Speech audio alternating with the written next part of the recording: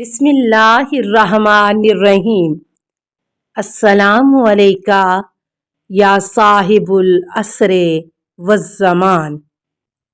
اور جناب فاطمہ نماز میں مشغول ہیں اور ان کے سامنے خان پوش سے ڈھکا ہوا ایک تشت رکھا ہوا ہے۔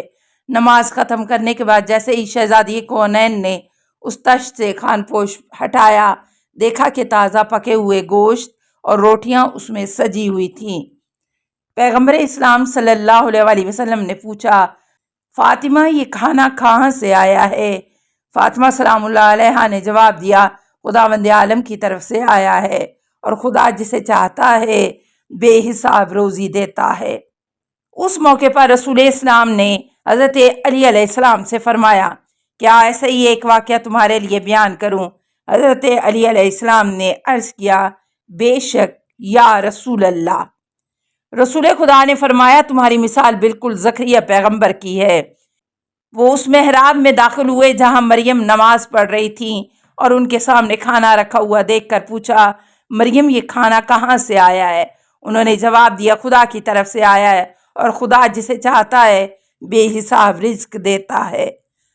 آج کا بابرکت دن، آج یعنی یکم ذی الحج کو وہ مبارک و مسعود دن ہے جب مولائے کائنات جناب امیر المومنین علی ابن ابی طالب علیہ السلام اور جناب فاطمہ الزہرا سلام اللہ علیہا کا عقد مسنون قرار پایا۔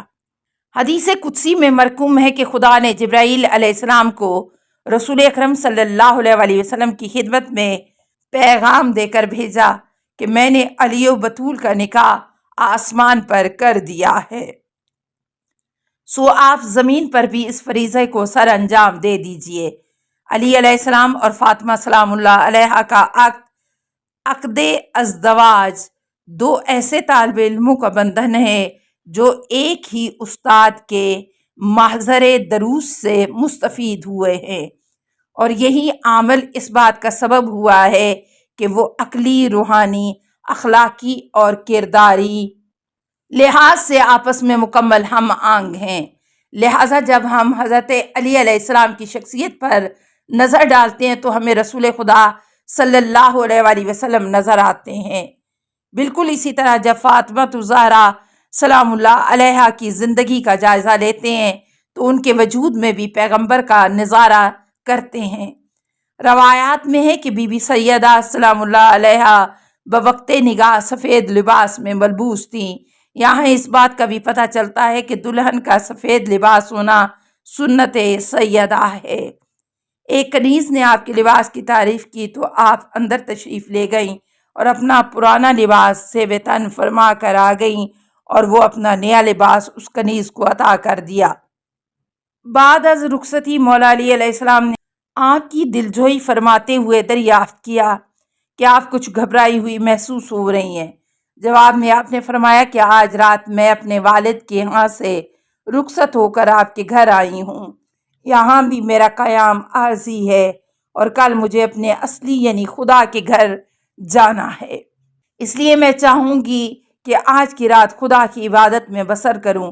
روایت ہے کہ حضرت علی علیہ السلام اور حضرت فاطمہ الزہرا سلام اللہ علیہا کی شادی کے موقع پر جبرائیل خداوند متعال کی طرف سے ایک ریشمی تختی لائے جس پر لکھا تھا، خداوند عالم نے امت محمدی کے گناہ گار افراد کی شفاعت کو فاطمہ زہرا سلام اللہ علیہا کا مہر قرار دیا ہے۔ حضرت علی علیہ السلام و فاطمہ زہرا سلام اللہ علیہا کی شادی یکم ذی الحجہ 2 ہجری کو ہوئی۔ کچھ اور روایات کے مطابق امام محمد باقر علیہ السلام اور امام جعفر صادق علیہ السلام سے مروی ہے کہ نکاح رمضان میں اور رخصتی اسی سال ذی الحجہ میں ہوئی۔ ازدواج کی اہمیت اور آداب۔ ازدواج کا مسئلہ بلا تفریق دین و مسلک ہر دور میں انسانی سماج کے درمیان اہمیت کا حامل رہا ہے۔ مختلف ادیان و مذاہب اور مسالک کے پیروکاروں کے مابین ازدواج کے آداب و رسوم میں تو فرق ہو سکتا ہے، لیکن ازدواج کی اہمیت سے کسی باشعور انسان کو انکار نہیں۔ کون نہیں جانتا کہ ازدواج ہی وہ مقدمہ ہے جو انسانی معاشرے کی تشکیل کے لیے خاندان جیسی بنیادی اکائی فراہم کرتا ہے۔ معاشرے میں خاندان کی اہمیت ایک ستون کی سی ہے۔ اگر کہیں پر خاندانی نظام کھوکھلا ہونا شروع ہو جائے تو وہاں کا معاشرہ روز بروز زوال ہو کر نہ صرف یہ کہ اپنی اخلاقی و دینی روایات کھو دیتا ہے بلکہ اپنی تہذیب و تمدن سے بھی ہاتھ دھو بیٹھتا ہے۔ تاریخ عالم شاہد ہے کہ جو قومیں اخلاقی و دینی روایات کھو دیں اور اپنی تہذیب و تمدن سے ہاتھ دھو بیٹھے وہ کسی بھی طرح آبرومندانہ زندگی نہیں گزار سکتی۔ معاشرتی استحکام اور اقوام کا وقار خاندانوں کی تشکیل پر ہی موقوف ہے۔ صاحبان فکر و دانش بخوبی جانتے ہیں کہ فریضہ ازدواج کے خلاف مادی دانشمندوں کی یہ کارستانیاں تمام الہی ادیان کی تعلیمات کے خلاف ہیں۔ اسلام چونکہ کامل ترین دین ہے، چنانچہ دین اسلام نے فریضہ ازدواج کی بجا آوری پر بہت زور دیا ہے۔ اگر ہم اپنے آپ کو اور اپنی آئندہ نسلوں کو بدبختی اور بے راہ روی سے بچانا چاہتے ہیں تو ہمیں دین اسلام کی تعلیمات کے مطابق فریضہ ازدواج کو عملی طور پر اہمیت دینا ہوگی۔ آئیے قرآن و سنت کی روشنی میں ازدواج کے ثمرات و فوائد پر ایک نظر ڈالتے ہیں۔ نمبر 1، ازدواج خدا کی نشانیوں میں سے ایک نشانی ہے۔ خداوند عالم نے قرآن مجید میں ازدواج کو اپنی آیات اور نشانیوں میں سے قرار دیا ہے۔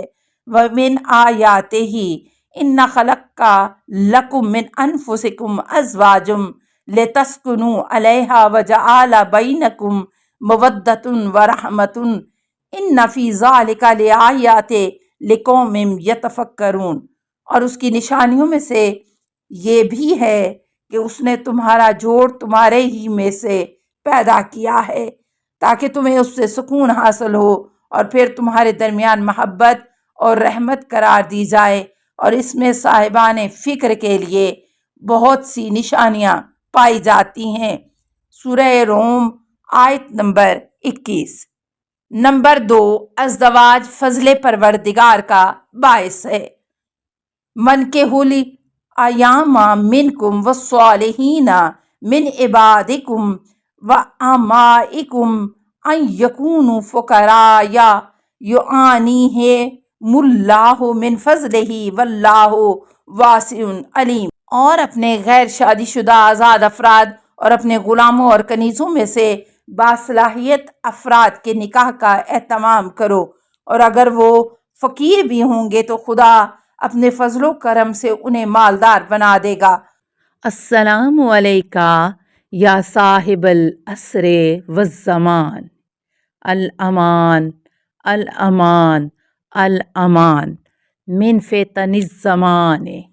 السلام علیکہ یا خلیفۃ الرحمن، السلام علیکہ یا امام الانس والجان، السلام علیکہ یا مظہر الایمان، السلام علیکہ یا شریک القرآن، السلام علیکہ یا قاطع البرہان، السلام علیکہ یا امام زماننا ھذا اجل اللہ فرجک وسہل اللہ مخرجک وظہورک۔ السلام علیکہ ورحمۃ اللہ۔ اللہم صلی علی محمد و آل محمد۔